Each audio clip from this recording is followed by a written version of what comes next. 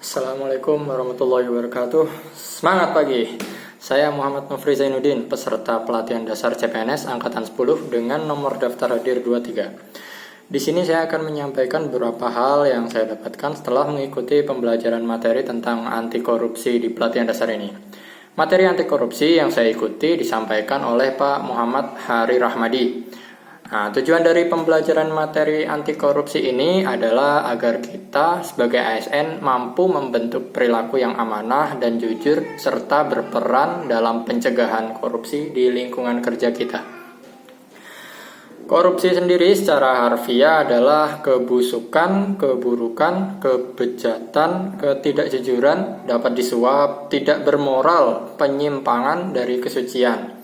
Kata kunci untuk menjauhkan diri dari korupsi adalah internalisasi integritas pada diri sendiri dan hidup atau bekerja dalam lingkungan yang menjalankan integritas dengan baik. Dapat disimpulkan bahwa istilah perilaku korupsi dan istilah tindak pidana korupsi, bahwa setiap perilaku korupsi belum tentu merupakan tindak pidana korupsi. Berdasarkan Undang-Undang Nomor 31 Tahun 1999, Jo Nomor Undang-Undang 20/2001, terdapat 7 kelompok tindak pidana korupsi, yaitu kerugian keuangan negara, suap menyuap, pemerasan, perbuatan curang, penggelapan dalam jabatan, benturan kepentingan dalam pengadaan, dan gratifikasi. Jenis-jenis tersebut diadopsi dari KUHP pasal 1 ayat 1 sub C Undang-Undang Nomor 3/71.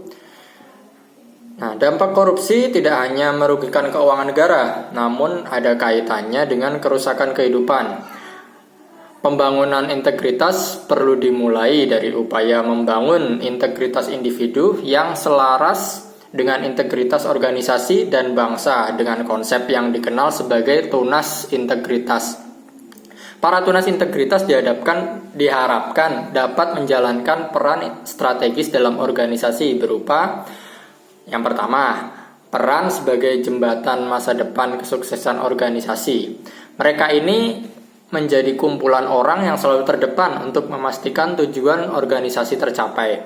Kemudian yang kedua, membangun sistem integritas, yaitu berpartisipasi aktif dalam pembangunan sistem integritas hingga semua peluang korupsi dan berbagai penyimpangan lainnya dapat ditutupi. Dan yang ketiga adalah mempengaruhi orang lain, khususnya mitra kerja untuk berintegritas tinggi. Tunas integritas adalah individu yang terpilih untuk memastikan lebih banyak lagi personil organisasi yang memiliki integritas tinggi serta berkiprah nyata dalam membangun sistem integritas di organisasinya. Menanamkan integritas dan membangun sistem integritas merupakan suatu kerja yang simultan sampai terbentuk budaya integritas di organisasi. Dalam upaya sistem mampu memastikan organisasi mencapai tujuannya dan menjaga individu dalam organisasi, maka kematangan pelaksanaan programnya dilaksanakan secara optimal lewat tahapan belum ada kinerja, ad hoc atau sementara, reaktif mendadak, planned atau terencana dan terorganisir dengan baik, menyatu dengan sistem organisasi, telah dapat dievaluasi dan dioptimalkan. Beragam jenis dan bentuk sistem integritas untuk menjaga suatu organisasi mencapai tujuannya secara berintegritas, diantaranya kebijakan perekrutan dan promosi, pengukuran kinerja, sistem dan kebijakan pengembangan SDM, pengadaan barang dan jasa, kode etik dan pedoman perilaku, laporan harta kekayaan penyelenggaraan negara, program pengendalian gratifikasi. Ada 9 nilai-nilai dasar terkait aktualisasi anti korupsi, antara lain yaitu jujur, peduli, mandiri, disiplin, tanggung jawab, kerja keras, sederhana, berani, dan adil. Sebagai penutup, negeri ini membutuhkan para pemimpin dan pejabat yang sudah selesai dengan dirinya. Ia tidak identik dengan orang kaya, karena tidak sedikit orang kaya pun terus mencari tambahan kekayaan, bahkan menambahnya lewat korupsi. Mereka adalah yang pertama, orang yang berorientasi pada pengabdian, yang kedua, orang yang kompeten, dan yang ketiga, orang yang bahagia. Baik, sekian pemaparan saya terkait materi anti korupsi ini. Apabila ada kesalahan atau kurang lengkap, saya mohon maaf. Wassalamualaikum warahmatullahi wabarakatuh.